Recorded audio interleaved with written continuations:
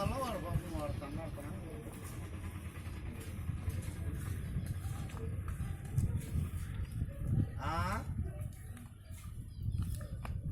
అంటే వాడు సంసారం ఉండేది ఆడే.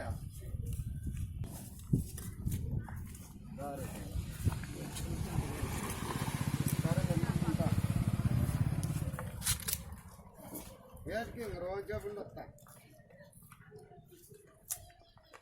ఓ అన్న ఇప్పుడు వచ్చినా ఇంకా గడ్డకు మన